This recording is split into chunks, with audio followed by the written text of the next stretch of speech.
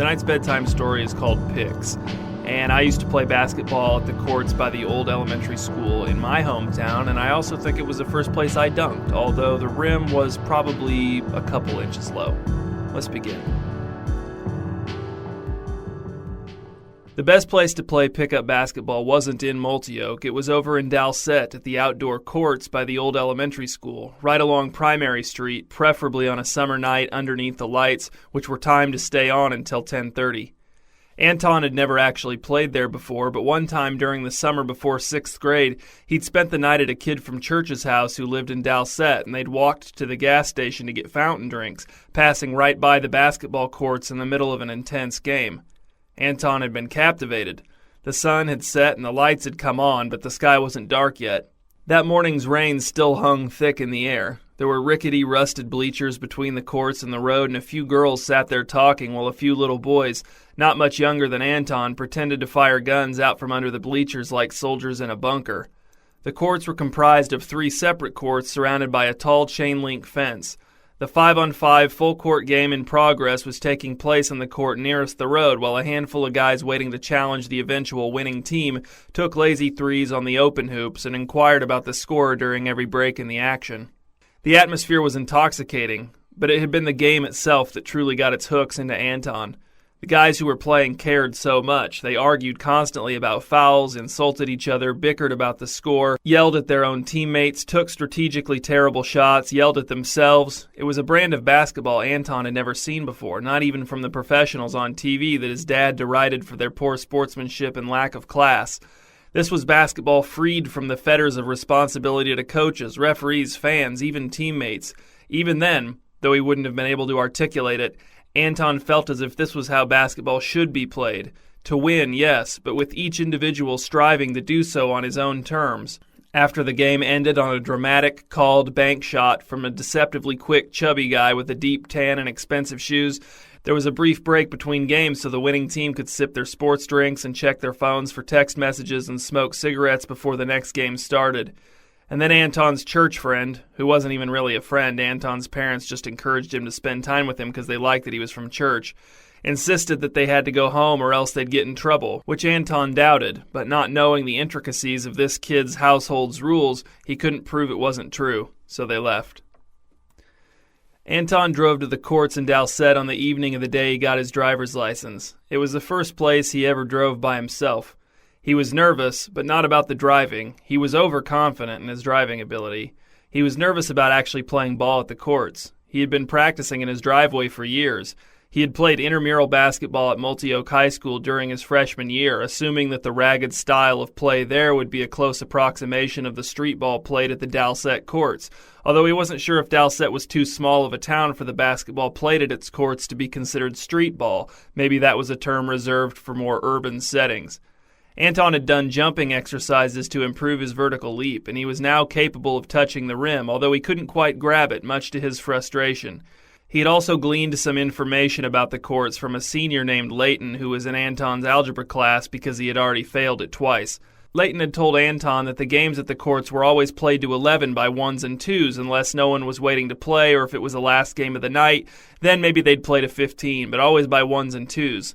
Anton, like an idiot, had asked why there were no three-pointers, and the senior had laughed and told him that the 2s were the three-pointers and regular shots were 1s and there were no free throws. Everyone just called their own fouls and then you'd check it up top. Plus you had to win by 2. You couldn't win 11-10, for example. You'd have to score again. If the other team had 10, you'd have to have 12 or more to win. It was a lot to keep track of. As Anton followed the highway into Dalset, he resolved to not get bogged down in the details. He'd just let the other guys keep score. He wouldn't worry about calling fouls. He'd just lay low and play hard, and maybe he'd be tolerated. Maybe he'd be accepted. Maybe he'd become a regular. Anton was the 5th person to arrive at the courts. He'd brought his own ball, and he shot around with the other guys, acting casual. No one asked him his name, but no one seemed to object to his presence either.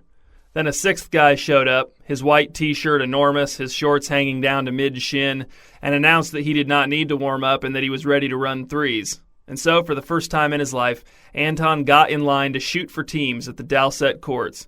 He was the 4th to shoot, and when he stepped to the free throw line, 2 guys had already made their shots, meaning the teams were 1 make from being complete. Anton did not expect to make his free throw, but he did. He made it. The teams were set, and he was on the team of guys who had made their free throws, not the team of guys who had not. Although he was not going to let himself get cocky. It was only a free throw. They were called free for a reason. Although to hear Anton's dad tell it, you'd think there wasn't a professional basketball player alive who could do what Anton had just done. A truck pulled into the parking lot and two older guys got out, the laces on their shoes so loose that they almost stepped out of their shoes as they walked.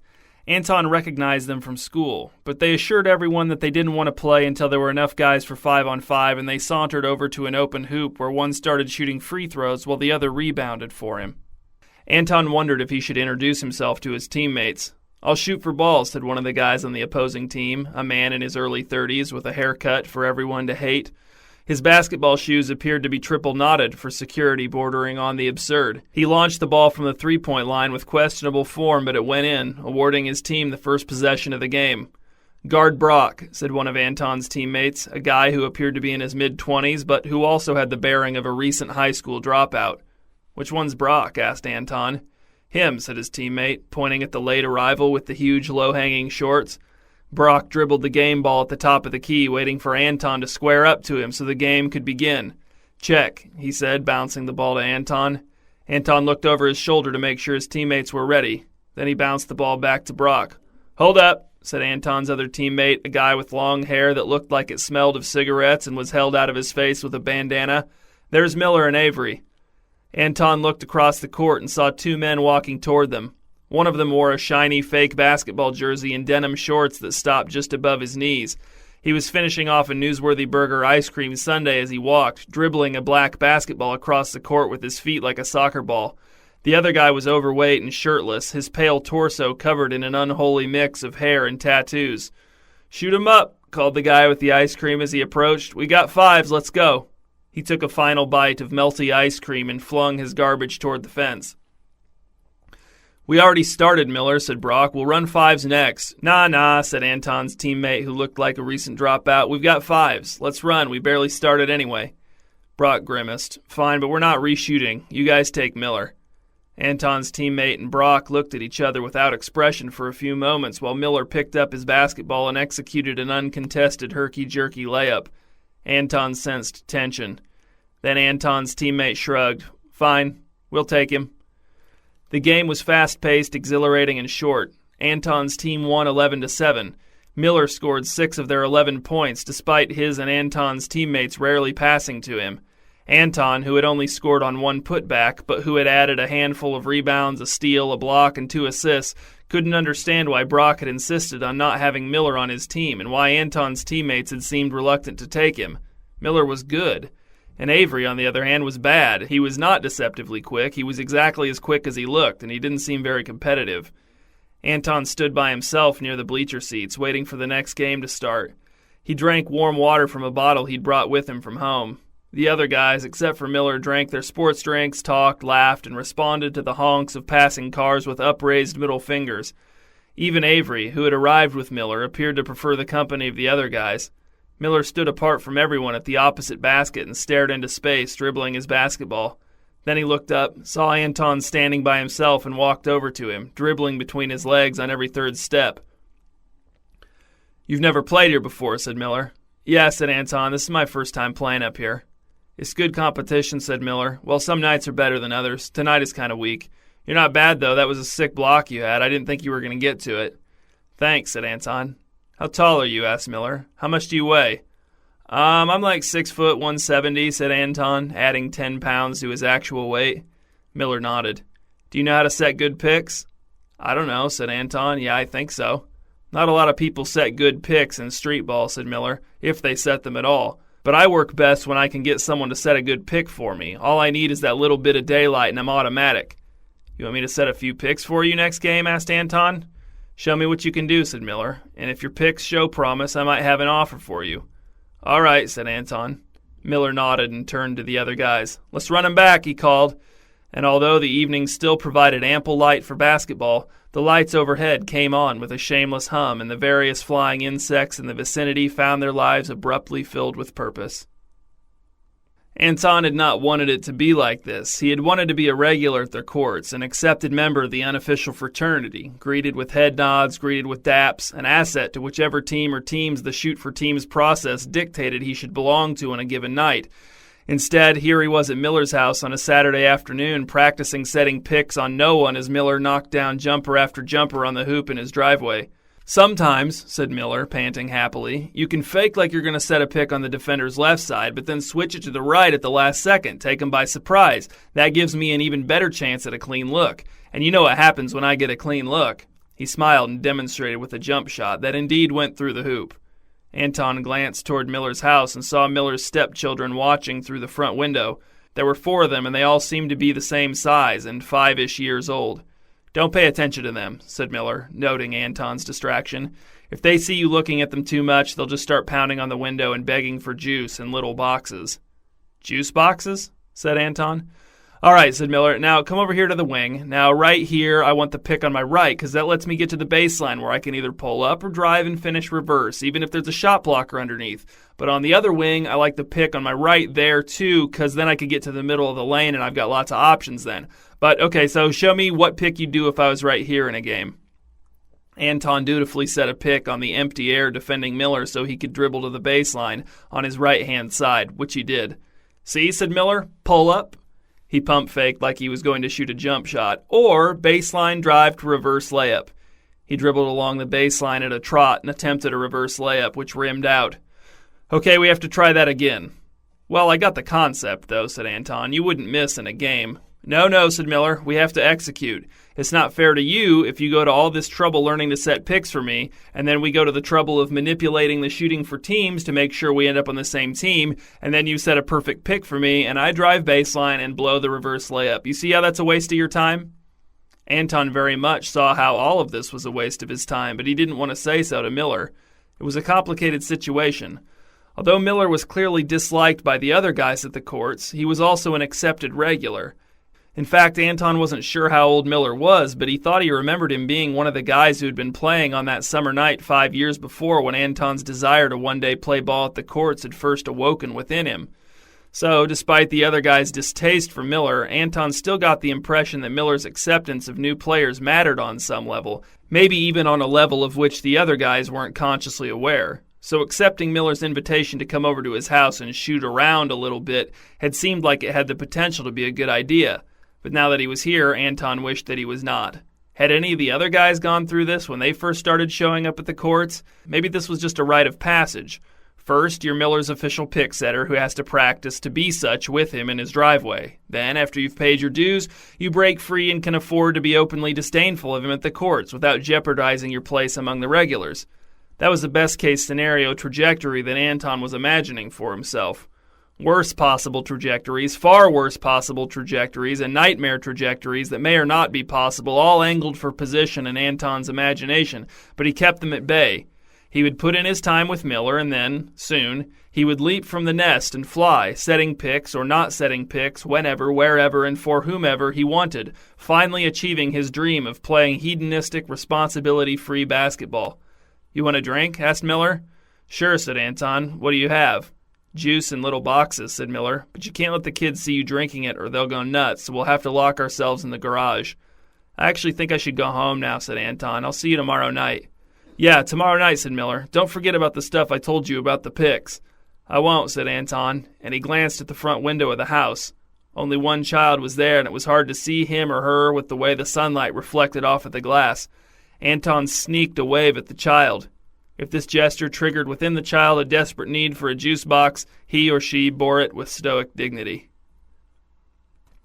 But what actually happened was that the other guys at the court started openly disliking Anton for his association with Miller. They made jokes at his expense. They scoffed whenever he set a pick for Miller, which was often, even when the picks resulted in points, which they often did. They implied that Anton and Miller were romantically attached, then stopped implying it and just started stating it outright. When Anton arrived at the courts before Miller, the other guys almost tripped over each other in their haste to be the first to ask him where his boyfriend was. And it was extra embarrassing the way Miller would always get in line right behind Anton when it was time to shoot for teams so that he could try to manipulate the process by missing when Anton missed and making it whenever Anton made it, which he could do with discouraging consistency. Sometimes Anton and Miller did end up on different teams, but Anton's teammates froze him out, never passing him the ball, never congratulating him on a good defensive play, not even giving him dap when he set them up to score with a nice pass. They all knew whose team he was really on, temporary circumstances aside, the two-person team of Miller and Anton. The fact that he and Miller played so well together and often carried their team to victory actually made it worse for Anton. All the winning did nothing but vindicate the partnership in Miller's eyes and make it that much more obnoxious in the eyes of everyone else. But Anton couldn't just stop going to the courts. He'd been waiting for this for too long. As different as his experience at the courts had been from what he'd always imagined, he was there. He was a regular. He just needed something to change, something to happen. He couldn't salvage the situation by not playing ball at the courts. If there was any hope at all to be had, it could only be found at the courts, and Anton had to be there in order to find it, had to be ready to pounce when the moment arose, had to be vigilant for any opportunity to change the dynamic, no matter how small. And, as much as Miller grated on him and was, let's face it, the source of all of Anton's problems at the courts, Anton couldn't just turn on him. For one thing, Miller was the only one who liked him. If Anton turned on Miller, what assurance did he have that the other guys would welcome him over to their side of the divide? If a public rejection or denouncement of Miller wasn't enough to endear Anton to the other guys, then he would have no one, and he would be entirely unwelcome at the courts. And for another thing, well, Miller was overbearing and weird and bossy, but he was also nice to Anton. It made Anton feel guilty to imagine being mean to Miller based solely on the slim hope that it would make the other guys like him. So Anton drove from Multi-Oak to the courts in Dalset almost every night and set picks for Miller and won a lot and lost a little and waited for something to change. He didn't know what that change would look like, how it could be accomplished. He had no plan, no short-term goal or long-term strategy beyond trying to not seem enthusiastic about his role. He had only the knowledge, born of 16 years of life experience, that things do not continue as they are forever. On a humid Thursday night, with the crescent moon presiding over a black sky speckled sparsely with stars operating well below peak effort, and the courts in Dalset awash in publicly funded artificial light, Anton and Miller played basketball with harmonious precision. Anton set joyless picks, screening Miller's defenders, and Miller scored baskets, and their team won again and again. Anton's picks may have been joyless, but he could not deny a grim satisfaction in their effectiveness, even as each successive, successful pick widened the gulf between him and everyone else who wasn't Miller. And then, just after beginning what they had agreed would be the last game of the night, fresh sweat trickling down over layers of stale sweat, Anton noticed a man leaning against the outside of the fence behind the hoop on the northern end of the court, watching the game. Anton hadn't seen where the man had come from, but he'd probably just been out walking and stopped to take in the action for a little while before heading home. Anton stood with his hands on his knees under the south basket, waiting as the opposing team slowly advanced the ball past half court. The final games of the night were always ugly. Anton looked at the man under the north hoop again. The man seemed to be looking back at him in particular. "Don't pay attention to him," said Miller. Anton hadn't noticed him standing next to him until he spoke. "Just ignore him." "Who is he?" asked Anton. "He'll go away," said Miller. "It'll be fine." But then one of Anton and Miller's teammates, a skinny, shirtless guy with Band-Aids on his stomach, noticed the man too and spoke up, loud enough for everyone to hear. "Uh-oh, Miller, is there going to be a fight? Rosie doesn't look too happy to see your new boy." The game stopped dead as everyone turned to look at the man watching them through the fence. Even with everyone looking at him, the man still didn't say anything. He just watched. "Hey, Rosie," called one of the guys. "Where have you been? We thought you moved away or died or something." Rosie didn't answer. "Who is that?" Anton asked again. "It's no one," said Miller. "That's not no one," said the guy with the Band-Aids on his stomach. "That's Rosie, man." "Yeah," said Anton, "but who's Rosie?" The guy grinned, and the sweat-soaked adhesive strips on one of his Band-Aids gave out, and the Band-Aid fell to the court, exposing a patch of skin that was not wounded, but was much cleaner and whiter than the rest of his torso. "Rosie," he said, "is you in the future." And then Rosie spat onto the court through the fence and walked away. Anton's friend Maisie found someone online selling old video games that she wanted, so Anton agreed to ride along with her to pick up the games from the seller at Seraphim Park in Dalset. The seller turned out to be Brock from the courts. "Watch," Anton said to Maisie as they wound their way through the many picnic tables, some might say too many, toward Brock. "He's going to ask me where's your boyfriend?" called Brock. The video game transaction was short. Maisie handed Brock the money. He handed her a plastic bag with 4 video games in it. "You playing tonight?" asked Anton. This was the first time he'd encountered a courts regular other than Miller anywhere outside of the courts. He hoped that, boyfriend query aside, maybe this new context would change how Brock treated him. "Yeah, I'm playing," said Brock, a sneer splashed across his face. "You and your man gonna be there?" "I'm playing," said Anton. "I don't know about Miller." But, of course, Miller was always there. And also, Anton had gotten a text from Miller earlier in the day saying he'd be at the courts tonight, so he actually did know about Miller. "Your man?" asked Maisie as she opened each video game case to make sure the discs were inside. "Who's your man, Anton? Who's Miller?" "He's just a guy who plays ball with us at the courts," said Anton. "He always wants me to be on his team so I can set picks for him. Everyone thinks it's kind of weird. I mean, it is weird." Don't act like you don't like it," said Brock. "He chose you. You should enjoy it while it lasts." Anton faked a chuckle. "Yeah, well, I don't know about that. I'm actually looking forward to him losing interest." Brock's chuckle was probably real, but also sounded mean. "Yeah? You should ask Rosie how it goes when Miller loses interest. Might change your mind." "Who's Rosie?" asked Maisie. She had sat down at one of the numerous picnic tables nearby and was examining one of the video game discs for scratches. "He's the guy Miller trained to set picks for him last summer," said Brock. "He was all about setting picks for a while, but I guess the magic wore off, just like it always does. I don't think I ever learned the name of the guy before Rosie, and I didn't live around here the summer before that, but some of the other guys remember Miller's early pick setters. You still see him around town sometimes." "They don't play ball anymore?" asked Anton. "None of them?" Brock snorted. "Man, they never played ball. They just set picks." Miller looked surprised to see Anton on his doorstep. "I need to talk to you," said Anton. "Not here," said Miller. "My stepkids will overhear and they'll start begging us to teach them to ride bicycles. We should lock ourselves in the garage." "Fine," said Anton. Miller came out onto the front porch and closed the door behind him, then trotted around to the garage door and punched in the code. Anton followed. The garage door began to open. Anton nodded to Maisie, who was sitting in the car, and held up one finger to indicate that this would only take a minute. The interior of the garage was a shining example of how to make a mess using the least possible amount of stuff. There were no cars in the garage, but among the very few items that somehow seemed to be scattered everywhere were several children's bicycles that appeared to be, for lack of a better term, terminally ill. On the workbench at the back of the garage were 3 stacks of small, brown, waxy boxes with their lids taped shut. Anton suspected there may be room temperature juice inside. Miller pressed a button on the wall and the garage door lowered. "What's going on?" asked Miller. "You wanting to talk strategy? I feel like things have been working well, but there's always room for improvement. Maybe you're right. Maybe we should get some practice in before we head to the course tonight." "It's not that," said Anton. "I ran into Brock today." Miller furrowed his brow. "Who?" "Brock," said Anton, "from the courts." "I don't really know those guys' names," said Miller. "Well, okay," said Anton, "but he was telling me some stuff I wanted to ask you about. Like about other guys you've, teamed up with before, like Rosie. And he said there were guys before Rosie, too, who mostly just set picks for you, and now none of them play ball anymore, and I was just wondering, I guess, well, what's up with that?" "You'd have to ask them," said Miller. "So you want to get in some practice now? Did you bring basketball clothes? If not, you can borrow some of mine." "So nothing happened to them?" asked Anton. "They just stopped showing up to play, so you recruited someone else?" "Yeah, exactly," said Miller. "'Cause having someone set picks for me makes all the difference. You've seen it yourself. We're almost unstoppable." "Yeah, okay," said Anton. "I guess, yeah. Okay. It's nothing strange or sinister," said Miller. "The other guys just don't like me because I found a way to game the system over there. I find a guy to set picks for me and the wins pile up.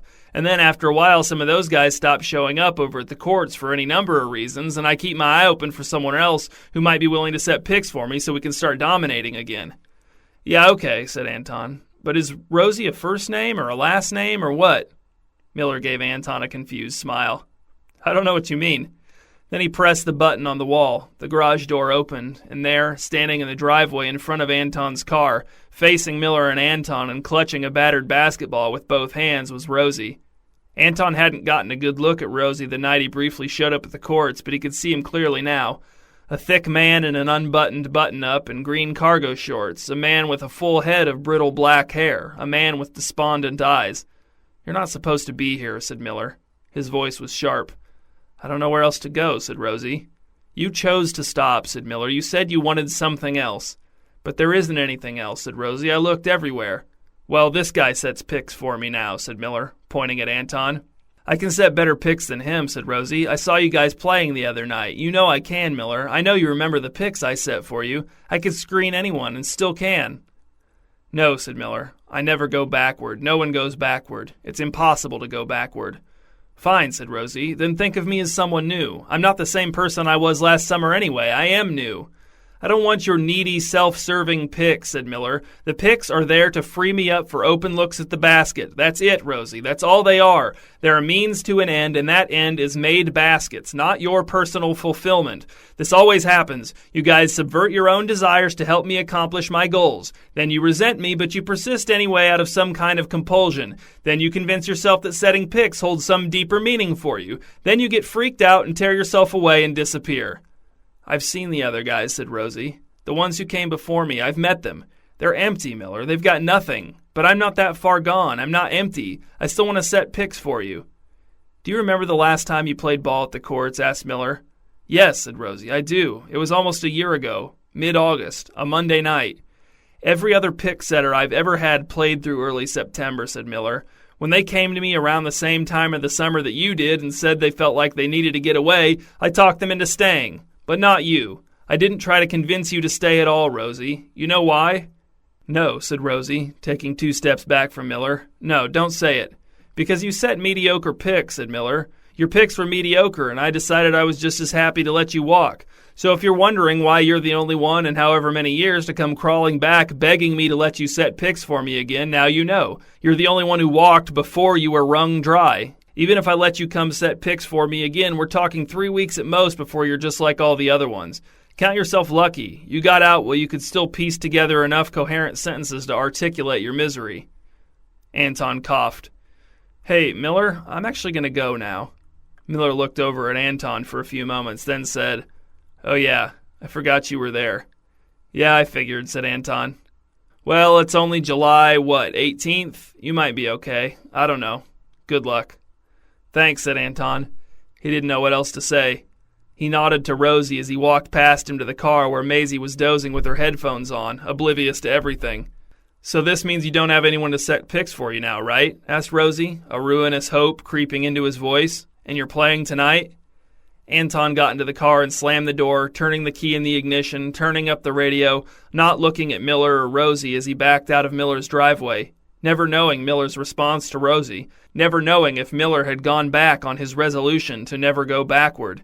And even if he had, Anton told himself that he would not envy Rosie. He would not envy Rosie.